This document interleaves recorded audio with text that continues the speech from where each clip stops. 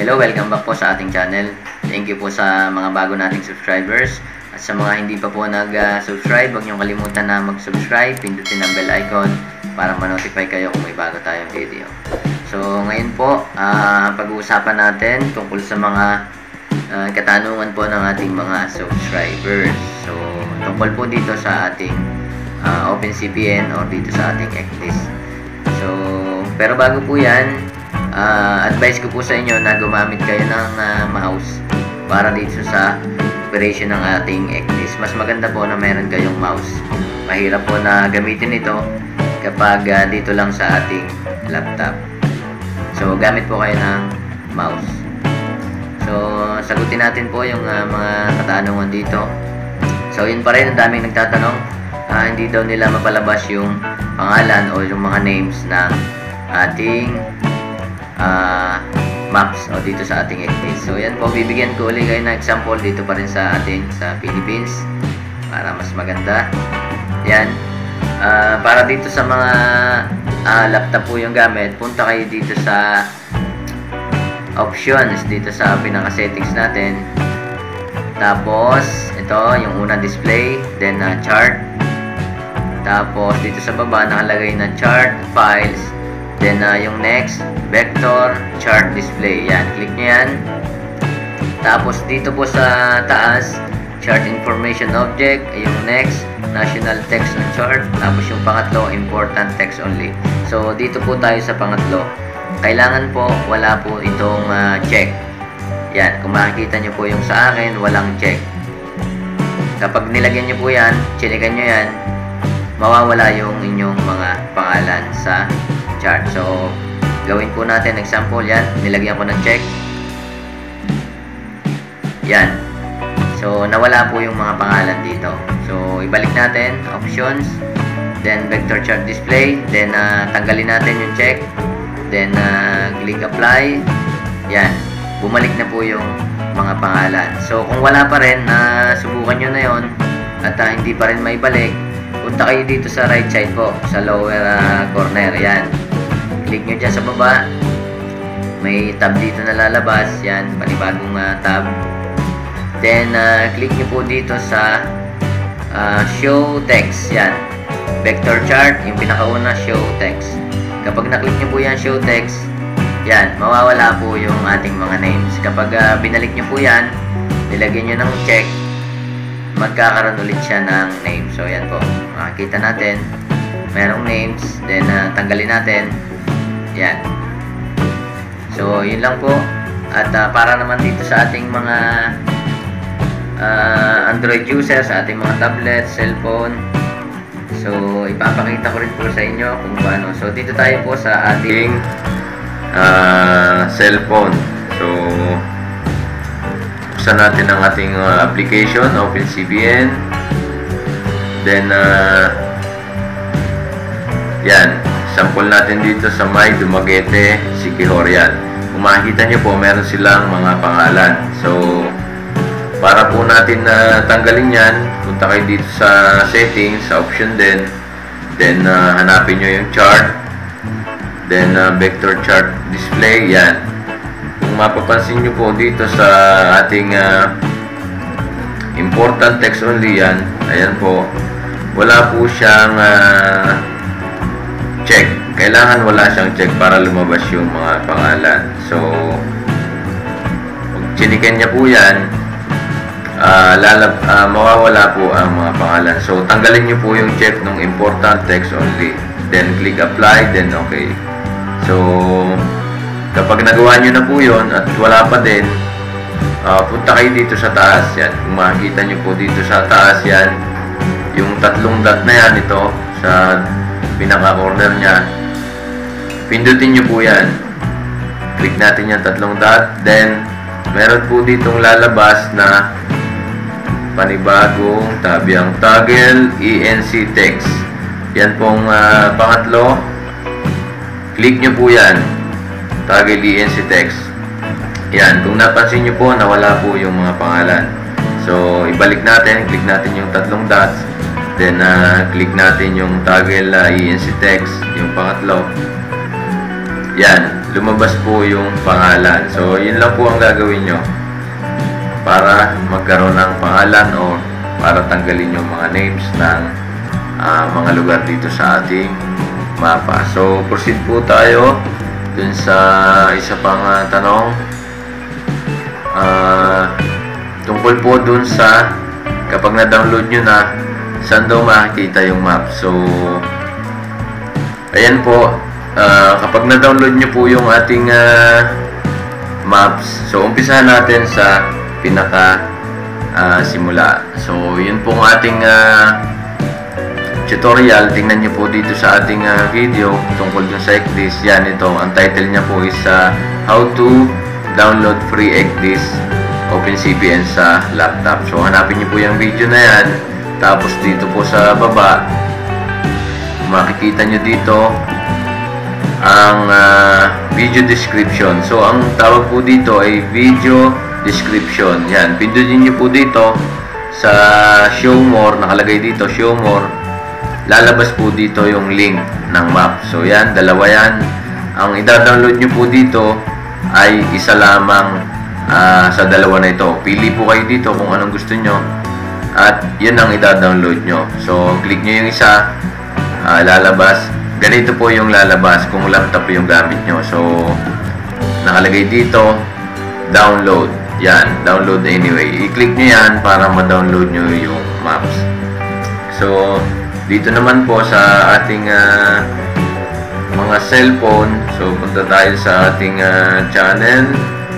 At para makita natin, para doon sa mga hindi nila makita ang kanilang mga download link. So, inilagay ko na po sa video. Hindi nyo na kailangan maglagay ng email address. So, hanapin nyo yung video natin na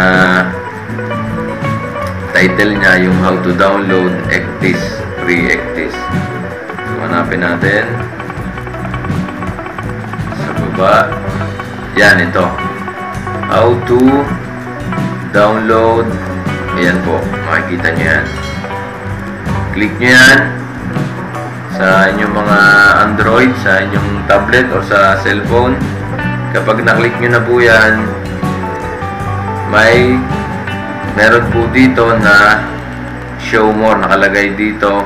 Pero wala po ditong nakasulat na show more. Hindi katulad nung sa laptop natin, may nakalagay na show more. Ang nakalagay po dito is yan pong ito, yan. Yung nasa kanan na yan. Kung nakikita nyo po yan, ito, yan. Wala pong show more na nakalagay. So, yan po ang i-click natin na ito, yan. Click natin yan. Lalabas po yung link natin dito. Yan. Ito, kagaya nung sa laptop natin, dalawa rin yung link na nilagay ko dito. So, pili kayo ng isa dyan para yun ang ida-download nyo. So, kapag na-download nyo na po, ang lalabas po dito sa ating na-download is yung ating maps na naka-zip. Naka-zip pa po siya. Kailangan nyo siyang i-extract. So, hanapin natin ang ating Google para ma-extract natin. Punta tayo sa Play Store. Yan. Play Store, type nyo po ang RAR. Yan. Then, search. Hanapin natin. Walang RAR. WinRAR po. Hanapin natin WinRAR. Yan. Click natin. Then, ito. May nakalagay dito na, ayan, RAR. R-A-R. Click nyo po yan. And, i-download nyo. Kapag na-download nyo na, subukan nyo i-extract yung inyong mga na-download na files. Dahil makikita nyo po doon is maps.rar. Yun po ang kailangan natin na i-unzip. So, hanapin nyo po yon sa inyong mga download. Kapag Android or yung mga cellphone yung ginamit nyo. Hanapin natin yung download. Yan. Lalabas dito yung inyong maps. So, yan. Nakikita nyo po dito sa akin yung maps. Nakasip.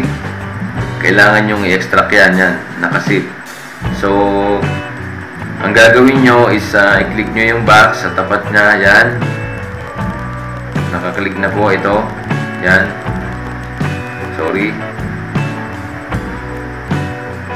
Balikan natin, nawala. Download. Yan, click natin yung zip. Ito po, yan. Then, dito sa taas, ito, yan. Makikita nyo po yung may arrow sa taas. Click nyo po yan, ito. Click natin yan. Then, click OK. Dito sa baba may nakalagay na OK. Para ma-extract yung ating maps.rar. Pag na-click nyo po yung OK, yung folder niya sa loob, lalabas na po yan. May extract na siya. So, yun na po. Okay na. So, paano naman hanapin ang ating maps sa ating directory? So, pupunta po kayo dito sa OpenCPN. Open nyo yan. Yung ating application. Yan. Sa una, syempre, walang lalabas na maps. Hindi katulad nito. Punta po kayo dito sa settings. Then, dito kayo sa chart. Yan. Tapos, makikita nyo dito, add directory. So, yan po nakalagay, add directory. So, click nyo yan. Then, hanapin nyo po yung CM93 or yung maps. Hanapin nyo yung files na na-download natin at na-extract natin. Maps, yan. Pag nakita nyo na, click nyo. Then, dito sa baba, may nakalagay na click. Click natin yan. Okay, yan. Sa baba. Pag na-click nyo na po yung okay, lalabas na yung inyong mga maps dito sa ating cellphone at sa mga tablet. So, yung pangalawang option naman po, kung hindi pa rin lumabas doon, punta kayo dito sa taas na naman. Ito, yan. Tatlong dots na yan. Punta kayo dito. Click nyo yan. Then, dito po sa pinakababa, may nakalagay na OpenCPN settings. Yan, sa baba po. Click nyo yan. Then, punta kayo dito sa pangalawa, chart. Click nyo yung chart. Then, lalabas yung chart files. Click nyo yung chart files. Yan. Dito po sa baba, may nakalagay na add. Yan. Add. So, pindutin nyo yung add. Then, hanapin nyo yung files na maps na na-download natin at na-extract. Then, click OK. So, lalabas na po yung inyong mga mapa dito. So, proceed tayo po sa ating laptop naman. Punta tayo sa ating OpenCPN. Yan, sa directory. Siyempre, sa una, wala yung mapa nyo. Lalagay nyo muna sa desktop. Ito yung na-download natin, maps.rar or yung cartas.rar. So, right click nyo po yan. Right click natin, then extract files. Yan. Kapag na-extract nyo na, ito yung lalabas. Ito, magkakaroon po siya ng folder. Ito. Yan. Kung makikita nyo po yan nasa desktop natin. So, paano naman po ilagay sa ating program na OpenCPN itong ating maps? So, paano natin siya palabasin? Click natin dito sa option. Yan. Then, dito po sa taas, may nakalagay display, then chart, then add directory. Yan. Nakikita nyo po ito, add directory. Click nyo po yan. Then, punta kayo sa desktop kung saan nandun yung ating maps. Then, click nyo po itong maps. Yan. Click nyo yung maps, then select folder. Lalabas na po yung ating mapa dito sa ating OpenCPN. So, yun po. Ganun lang po kadali. So, punta tayo doon sa may isa pang tanong, yung mga depth daw ng tubig or yung lalim ng tubig. Hindi niya daw, wala daw yung sa kanya. So, ito yun, makikita natin. Yung dito, 1082 meters. Yan, nakalagay po yung depth ng tubig. So, punta po kayo dito sa tab uli sa kanan. Yan, lalabas dito ang chart panel option. Yan. Then, click nyo po dito sa baba, vector na chart. May nakalagay dito na show depth. Yan, nakalagay po dito show depth. Yan, click nyo yan. Mawawala po yung ating mga sounding ng tubig. So, yan, click natin okay. Yan, bumalik na po yung ating charted depth. So, yan, tingnan natin. Yan, nawala. Then, balik natin. So, yan, kalikitin nyo po ito. Yung ating itong program natin. Madami po kayong explore nyo po para makita nyo kung ano yung mga hindi nyo pa alam. So, isa-isahin nyo po yan. Kagaya nitong buoyant lights label, mawawala po yung mga label nya, yung mga pangalan ng ating mga buya. Itong sunod naman, yung mga lights, yan, mga description ng lights, mawawala din. So, isa-isahin nyo po yan. Marami po kayong matututunan dito. Then, yung mga dito sa baba, anchoring info, yan. Sa mga, yan, kung anong klase ng seabed, meron tayo dito sa mapa. Makikita nyo rin po dito, anchoring information. So, yan, lumabas, mud, yung mga kung nakalagay sand. Ito, yan, click nyo yung anchoring info. So, yan. Proceed tayo sa next question. Saan daw makikita ang route na ginawa mo? So, yun, magandang tanong din po yun. Nasaan daw yung route na ginawa natin? So, punta tayo dito sa ating route and mark manager. So, ito pang tatlo po dito simula sa option 1, 2, 3. Yan po. Route and mark manager. Click natin yan. Then, punta tayo dito sa ating, yan. Ito po nakalagay dito. Click nyo yung pinakauna para sa example natin. Then, click dito sa taas, properties. So, yan na po yung ginawa natin na mga waypoint or yung route natin. Nakalagay lahat dito, yung coordinate. So, ito, yung total distance, nakalagay dito. Then, yung ating course. Then, latitude, longitude. Yan, makikita nyo po lahat dito. So, pwede nyo po yung i-rename.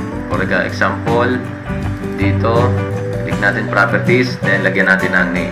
Okay, so ilagay natin Pinoy Seaman, then click dito sa baba po yung okay. So yan, nagkaroon na siya ng pangalan dito, Pinoy Seaman. So yan, tingnan natin kung meron pa tayong question dito.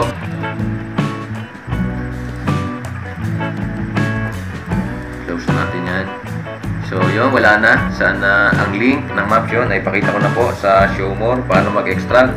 So dito po sa desktop naman, kung hindi nyo ma-extract, right click nyo yan, extract.